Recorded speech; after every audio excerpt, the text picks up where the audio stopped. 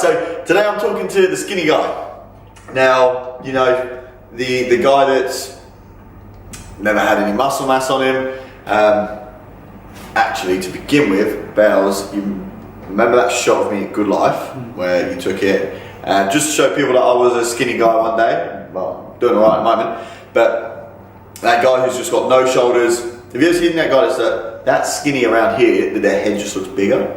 Yeah, I was like that. So I'm talking to this guy today, the guy that's got that, like, the little podge around the belly. They've almost got those little like gyno looking titties and stuff like that. I'm talking to you, and the five things that are stopping you from getting here jacked. We're just going to do a comparison. Oh, and when we're with that, if we can get some form of jacked photo of me, hashtag Photoshop, and we'll just put that up. Number one, zero intensity. Now, I mean this, and I'm going to describe this in the best way possible with, you're not doing enough in the gym. Your weights might not be heavy enough. Possibly sometimes guys go too heavy. We've seen that a lot, those hashtag quarter squatters.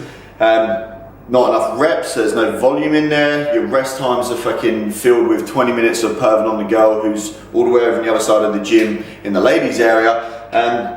And you're in there for 2 hours, but really you could have got it done in about 45 minutes if you push yourself hard enough. This is over a consistent long-term basis that you're consistently giving a lack or zero intensity into your training. And you can understand how majority of these five are going to tie into number one. Number two, your diet shit. Whether you are that skinny guy who is on a bulk, like eating all these McDonald's and consistently just not tracking your macros, not even knowing what the fuck your calorie amount is, like from your maintenance to being in the surplus, chances are you're overeating. If you are like 18 to 21, you're no doubt going out on the piss most weekends with other skinny fat guys, and your diet's just all over the place. There's nothing there fueling your body, fueling your muscles to repair it from your low intensity session, which means you're just going to put on body fat, but it's just going to be this tire here, and as well as probably those little bitch tits. So guys who've been training, let's say 6 to 12 months, and they haven't gone anywhere, the first two are really important, because if your diet's crap, you're not going to be fueling your muscles enough and to build new muscle and stronger muscle. And from number one, you're not going to be doing enough damage to the muscle for it to need to be repaired in the first place. So 1 and 2 are the most important, but what I see with a lot of guys is, like, you have to be prepared to do this for, like, are you prepared to do this for a year? Like, keep your diet in check for a year. Now, as you'll see in a second over at the jack side, that it doesn't all have to be 100%. I'm going to go into that later. But if your diet is shit for 10 weeks out of like 12, so across a 3-month span, if your diet's shit for the 10 weeks of it and you're consistently like being good for 3 days and you fall off, and you're being good for 3 days, you fall off, that's like, just be very okay with where you're at, because like I say with most guys, and just anyone actually, is you're in the position where you are because either you've done a lot about it or you haven't. So moving on to number 3, inconsistency. How many of you are watching this right now who have been inconsistent? I know I have in the past, Bells. Inconsistent, yeah, fucking I. Like, but it, like, and see, like, inconsistent with the diet, inconsistent with your intensity in your training sessions, just inconsistently with getting to the fucking gym, inconsistent with setting goals, inconsistent with, you know, just sticking to a fucking plan. Like, because like, consistency is so important just for dropping fat to gaining muscle. But if you're going to the gym 1 week, 5 days a week, and then, you know, you splurge the fuck out like a dickhead on the weekend, and then Monday you're still hungover, so you're not going to the gym. Tuesday you feel a little bit better, but you won't go as hard because you don't want to, you know, burn yourself out. And then Wednesday, Thursday, Friday, you know, you go pretty hard again, but then on the weekends you binge out, you probably get drunk, and then you repeat that cycle. It's just inconsistency. That one there is just the reason why, again, you won't be bringing enough. Just, you won't be going 100% when you're in the gym. You're not going to be fucking going hard enough, there's going to be zero intensity back in your training. You're going to half-ass it. You're just going to want to fucking talk to people, and then you want to get the fuck out. So making sure you are consistent. Well, I probably should have written lifestyle under here. Making sure you're consistent or inconsistent lifestyle is having an effect on why you can't build muscle and drop fat. Or consistent lifestyle of just fucking flowing in and out. I'm going to read that one out. It's just like behave yourself. Like, I can't tell you how easy it is to find the information out online nowadays. Like it's so easy. Like people that I read up on, like you've got stuff coming out from HQ, you've got, even in Brisbane alone, you've got most of the fucking gyms giving out content nowadays for free because they want your business, but also because people are trying to build brands, people are trying to show that they're experts. So the gyms are giving more than ever on how to break down a deadlift, fucking how to shoulder press, how to activate your core, how to, you know, if you've got hip imbalances. Like, not knowing what to do is just, it's really a bullshit excuse.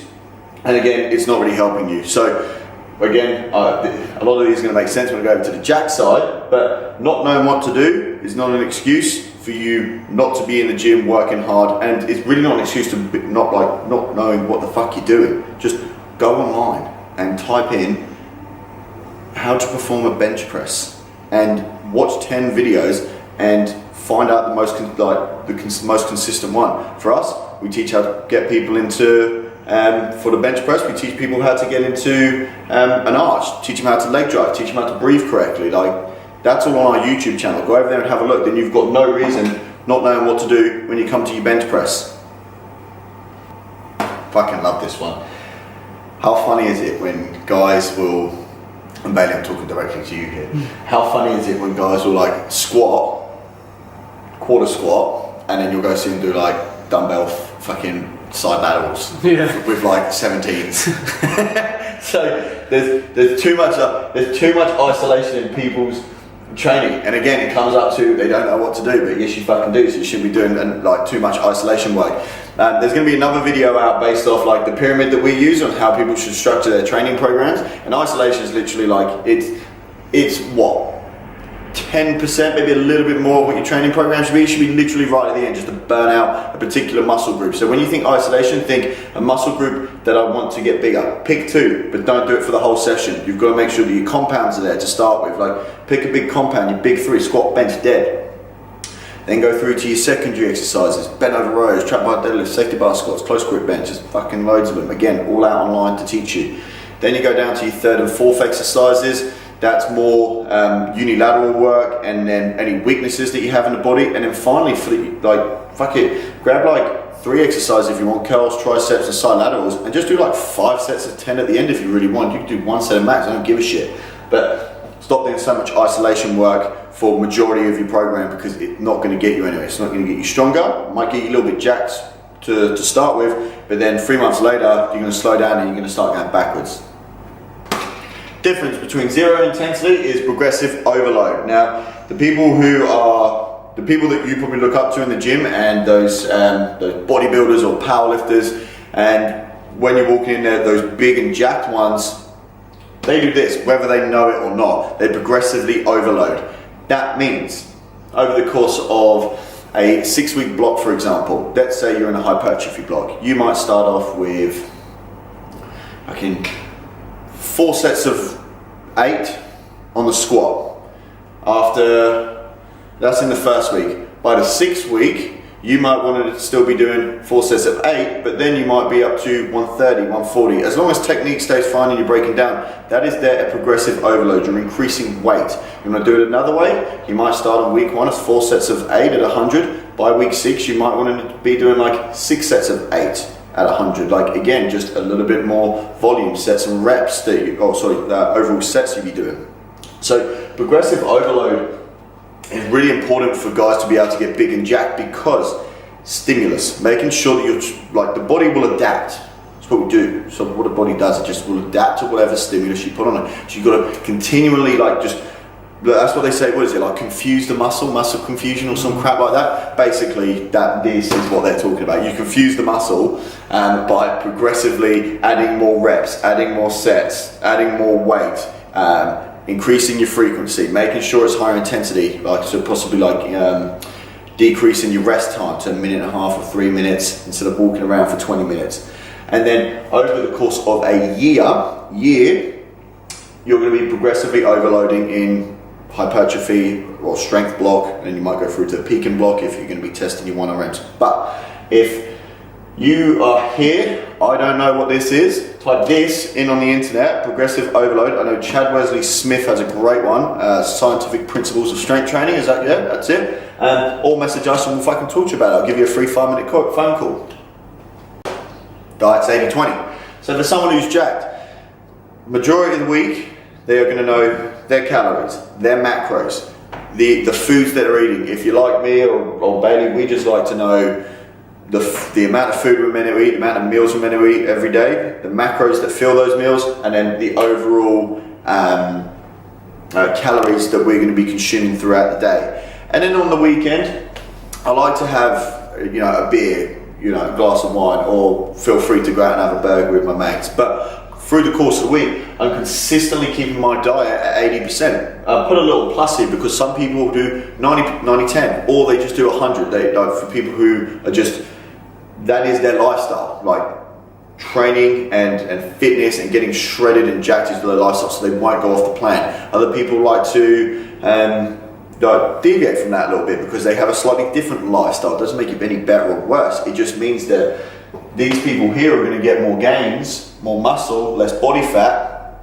because they're consistently keeping their diet 80% consistent. So have a think about that before you go into, what's the date today? What's the date? What are we on? Tuesday. Yeah. We're Tuesday. So by Wednesday, have your macros worked out and make sure for at least the next 5 days across the weekend, let's see who can do it across the weekend, can keep their diet at 80%. And if you want to have a beer this next Monday, give it a go. But this is where you should start. Consistent for years. Yes, this takes years. Bailey, how long have you been training for? 5 years probably, and 7 years in total. 5 years, so like real training for 5 years. Like we've been doing like powerlifting style training for what, 3? Yeah. For about 3 years. So, and I can't wait.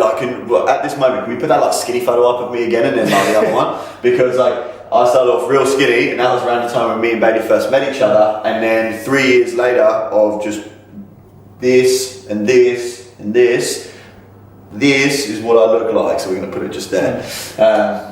Maybe not right now, but that's just because of other reasons. But making sure that you're consistent for the long term. Like, that's all it is, just consistency for the long term. Like, I don't know how much more I can fucking explain that one.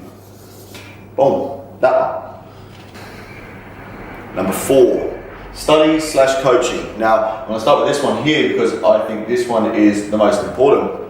That one of the first things that I did when I was here is I went and got a coach, and the coach taught me new things. The coach taught me what I was doing wrong, and for the past 3 years, I think maybe 3 months out of the past 3 years, I haven't had a coach, because what they do is they challenge you. They see areas and weaknesses that you might not see, even through recording, even through feeling. They can see things. They do this for you. They give you your program to progressively overload. So you haven't even got to think about it. They can also supply you with a diet, so you don't have to think about it. And they will keep you here because they will keep you accountable. So I'm a big fan of coaching. But also, if you don't want to coach, you can't afford it. Obviously everyone does online nowadays, so there's no reason why you shouldn't be able to. But go and study. And I don't mean going to university, I mean like going onto YouTube. There's people like fucking Exline Athlete or something like that. I was watching him today and he's got some cool content on there. Like a bit of a shout out for him. I want some cash if he gets a few followers actually.